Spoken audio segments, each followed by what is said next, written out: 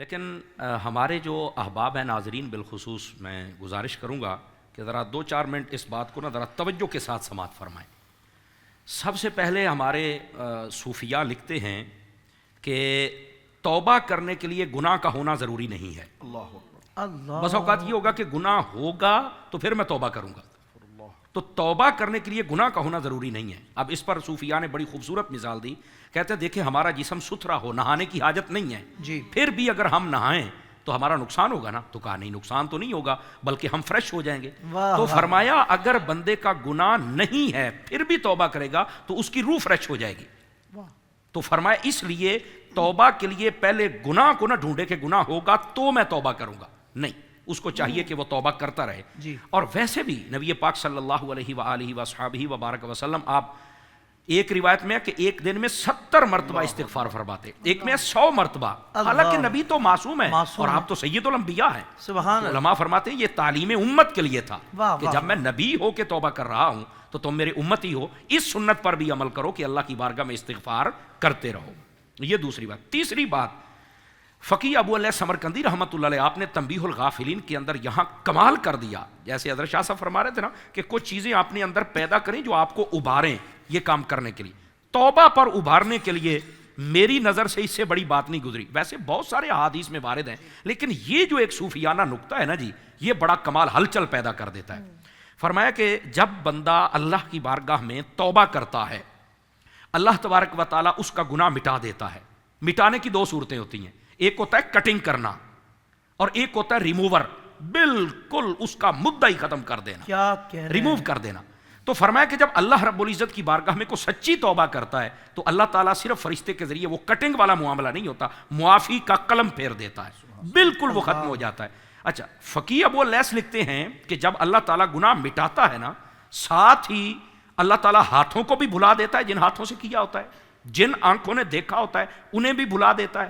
جن فرشتوں نے لکھا ہوتا ہے ان فرشتوں کو بھی بھلا دیتا ہے، یہاں تک ابو علیہ سمرقندی لکھتے ہیں اللہ تعالیٰ زمین کو بھی بھلا دیتا ہے جس خطے پہ گناہ کیا ہوتا ہے، آسمان کو بھی بھلا دیتا ہے جس ٹکڑے نے دیکھا ہوتا ہے۔ اللہ اکبر، ایسی صفائی ہوتی ہے، بندہ توبہ کی طرف آئے تو صحیح۔ اگر آج کی رات ناظرین کو سمجھ آ جائے کہ یار توبہ کے اتنے فوائد ہیں یار، کہ جہاں گناہ کیا ہر چیز مٹا دی، ختم کر دی، بالکل معافی کا قلم پھیر دیا، تو میرا خیال ہے کہ یہ توبہ کرنے میں دیر نہیں کریں گے۔ ویسے احادیث طیبہ اگر پڑھی جائیں تو آقا کریم صلی اللہ علیہ وسلم آپ نے فرمایا التائب من الذنب کمن لا ذنب لہ، فرمایا جو توبہ کرنے والا شخص ہے وہ توبہ کر لے پکی گویا اس نے گناہ کیا ہی نہیں۔ اللہ تبارک و تعالیٰ کی بارگاہ میں اس کو یہ اعزاز ملتا ہے۔ اور پھر آقا کریم صلی اللہ علیہ وسلم نے اس بات کو بڑی خوبصورتی کے ساتھ بیان کیا، کیا چھوٹے کیا بڑے، کیا اس میں مذہبی کیا تاجر کیا عرب کیا عجم، سب کے لیے آقا کریم علیہ السلام نے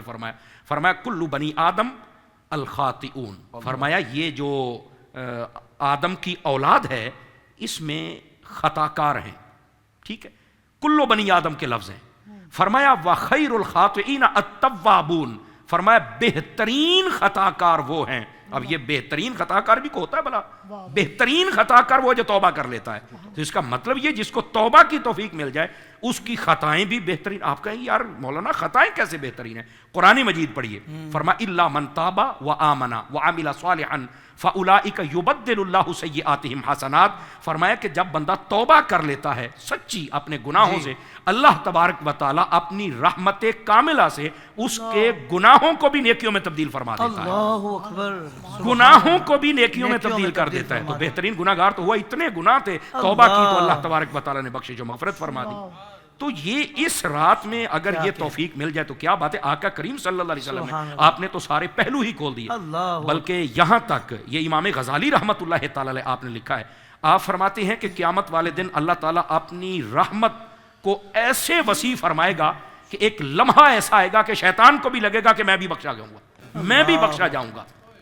ایک اللہ رب العزت کی رحمت اتنی وسیع ہے، تو احباب کو چاہیے کہ توبہ کی طرف آئیں، جب توبہ کریں گے تو اللہ تبارک و تعالیٰ ان کے گناہوں پر معافی کا قلم پھیر دے گا۔ تو یہ توبہ اگر کر لیں تو مدینہ مدینہ۔ اللہ اکبر، اللہ اکبر، بہت خوبصورت بات توبہ کے حوالے سے علامہ صاحب نے ارشاد فرمائی۔ یقیناً جتنے بھی ہمارے ناظرین ہیں جو دیکھ رہے ہیں اس وقت، ان کا یہ دل گواہی دے رہا ہوگا کہ واقعی رب کی رحمت بہت وسیع ہے۔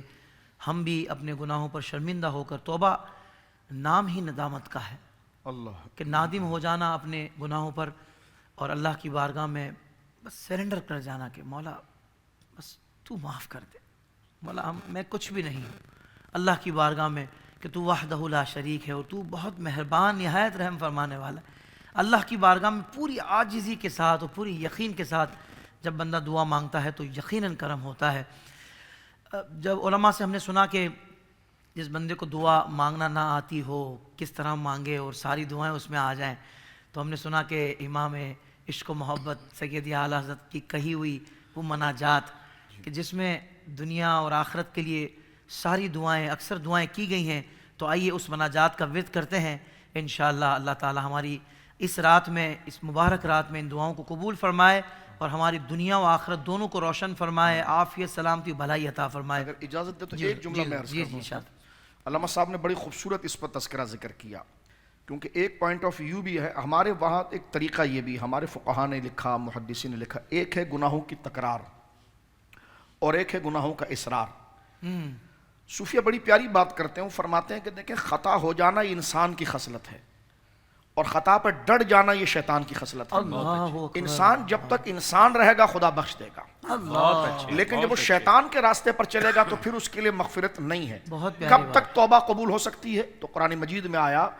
کہ وقت غرغرہ، جی ایک جو حالت الیاذ باللہ کفر میں گیا وہ نہیں بخشا جائے گا، ایک وقت غرغرہ یعنی نزا کا وقت ہو جس میں آواز اکھڑتی ہے اور ایک خر خر کی آواز آتی ہے، اس وقت اگر بندہ کہے کہ اب میں توبہ کر رہا ہوں، اس کی توبہ قبول نہیں ہوگی۔ اس سے پہلے وہ اپنی زندگی میں جتنا توبہ کرے اللہ رب العالمین اسی طرح قبول فرمائے گا جس طرح علامہ صاحب قبلہ مدد ذلہ نے بڑی وسعت کے ساتھ اور بڑے ایمان افروز بیان فرمایا، بالکل وہی رحمت الہی ہے۔ دیکھیں گناہوں کی تکرار یہ کہ ایک خاص گناہ اس نے کیا اور دل شرمندہ ہوا، جس طرح حضرت نے فرمایا شرمندہ ہوا، نادم ہوا، دوبارہ نہ کرنے کا ارادہ ہے اور اس نے گناہ توبہ کر لی، معاف ہو گیا، پھر وہی گناہ وہ کر گیا، پھر اسی طرح کی توبہ صمیم قلب سے کی، یقین کے ساتھ کی کیونکہ اللہ سے کر رہے ہیں، پھر اس نے اسی طریقے سے کہ اللہ نے معاف، تو تکرار 70 دفعہ بھی ہو تو معاف ہوگی، سبحان اللہ، اللہ اکبر، اس سے زیادہ بھی ہوگا تو معاف ہو جائے گی، اللہ لیکن اکبر، اصرار معاف نہیں ہوگا، اصرار سواد کے ساتھ، اصرار معاف نہیں ہوگا۔ اصرار کا معنی ہے یار بعد میں کر لوں گا نا، صغیرہ گناہ ہے نا، کوئی کبیرہ تو نہیں ہے بھائی، کراہت تنزیہ ہو گئی نا، یعنی اس گناہ کو، یعنی کچھ نہ سمجھنا، کراہت تنزیہ گناہ نہیں ہے، لیکن ایسا گناہ جو گناہ صغیرہ بنتا ہو، کہتے ہیں کہ چھوٹا گناہ ہے نا تو بعد میں کر لیں گے، تو پھر سوال ہوا کہ صغیرہ کبیرہ کب بنتا ہے؟ کہ جب 10-12 صغیرہ ملتے ہیں تو کبیرہ بنتا ہے؟ فرمایا نہیں،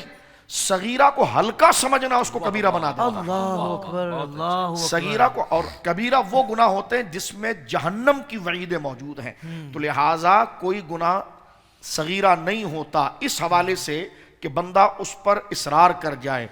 بندہ جہاں گناہ صغیرہ جو متعین حدیث کے نص کے اندر اور بندہ اس کو ہلکا سمجھے گا وہ خود بخود گویا کہ الیاذ باللہ گناہ کبیرہ ہو جائے گا۔ تو لہذا استغفار کی کثرت لازم اسی طرح سے جیسے سرکار کریم علیہ الصلوۃ والسلام نے، اور حدیث پاک کے اندر کیا ہے کہ جب بندہ توبہ کرتا ہے تو اس کی مثال ایسی ہے جو عرب کے صحرا کے اندر بیان کی کہ حضور سید عالم نے فرمایا کہ عرب کے صحرا کے اندر اس ٹائم پر صحرا میں لوگ اونٹوں پر ہی جاتے تھے، فرمایا ایک بندہ اپنی اونٹ پر سوار ہو کر گیا، اس کا مشکیزہ، اس کے پینے کھانے پینے کی ساری چیزیں اس پر تھی۔ سرکاری اس واقعے کے ضمن میں اس بات کو سمجھاتے ہیں اور میں بات کو سمیٹتا ہوں کہ وہ درخت کے نیچے سو گیا، جب آنکھ اس نے کھولی تو دیکھا کہ اس کی سواری غائب ہو گئی۔